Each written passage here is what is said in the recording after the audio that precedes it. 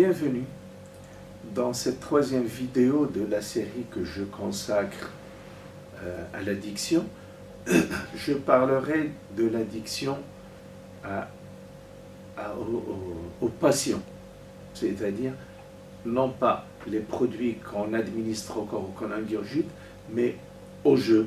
Ça peut être les jeux de cartes, comme c'est pratiqué dans notre société depuis des générations et des générations, pour ne pas parler depuis des siècles, mais ça peut être aussi les jeux de hasard, qui sont nombreux, les paris, différents paris où on pense gagner de l'argent, mais où on en dépense des dizaines ou des centaines de fois de plus que ce qu'on gagne, et en arrivant aux jeux électroniques, aux jeux virtuels et l'addiction aux films pornographiques. Sauf que pour les films porno, j'en parlerai dans une autre vidéo quand je parlerai de la sexualité, qu'elle soit individuelle ou dans le couple. Alors, l'addiction au jeu, comment elle vient? C'est pareil. C'est d'abord un plaisir. On découvre un jeu quelconque, que ce soit les cartes ou que ce soit un jeu électronique, c'est un passe-temps. Et puis un passe-temps qui devient, on y trouve plaisir, de plus en plus de plaisir, ça devient une passion. Et puis c'est une passion qu'on va partager avec d'autres, comme on peut la pratiquer tout seul. Et petit à petit, cette passion déborde dans le temps, déborde notre capacité à nous contrôler, et c'est là où ça devient une addiction.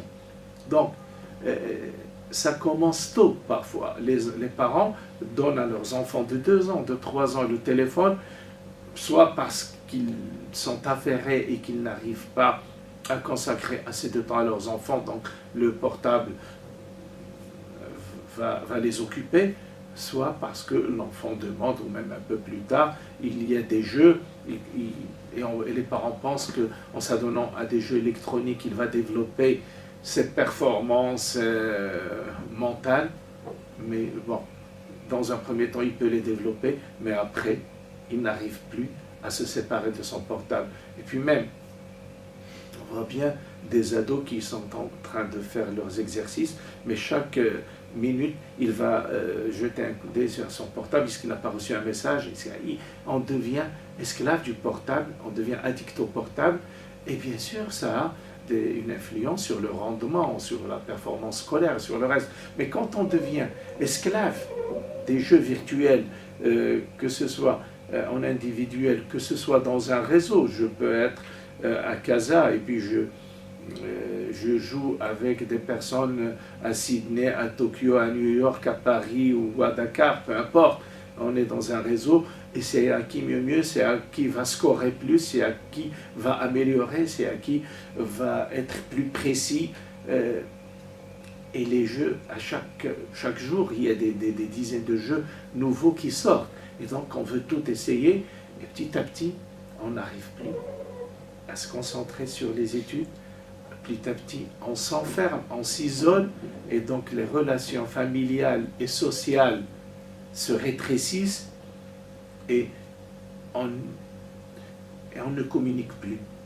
Donc, on est juste dans un plaisir solitaire ou un plaisir qu'on partage avec d'autres qui sont virtuels, qu'on n'a jamais vus, et même peut-être qu'on n'aura jamais parlé.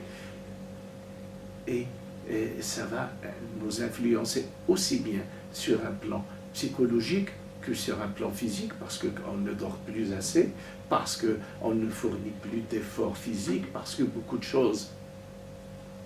En plus, ça peut influencer notre rendement pour les adultes, le rendement professionnel, la relation de couple. Beaucoup de choses.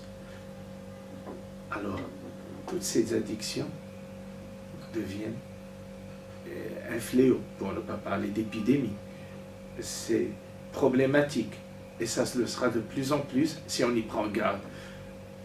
Comme pour la vidéo où j'ai parlé de l'addiction aux drogues qu'on ingurgite ou qu'on administre au corps, je dirais là aussi qu'il est possible de sortir de l'addiction, que les parents doivent faire attention au comportement de leurs enfants, qu'ils ne doivent pas les laisser, je dirais, accrochés à leur portable ou à leur console de jeu tout le temps. C'est mauvais, même pendant les vacances. Même pendant les vacances, même si l'enfant a des résultats scolaires irréprochables et même excellents, il ne doit pas, pendant les vacances, passer 8 heures ou 10 heures ou même 6 heures devant une console de jeu. C'est inadmissible. Ça nuit à l'équilibre psychique et physique de l'adolescent ou de l'enfant, et même de l'adulte. Donc, c'est possible de s'en sortir.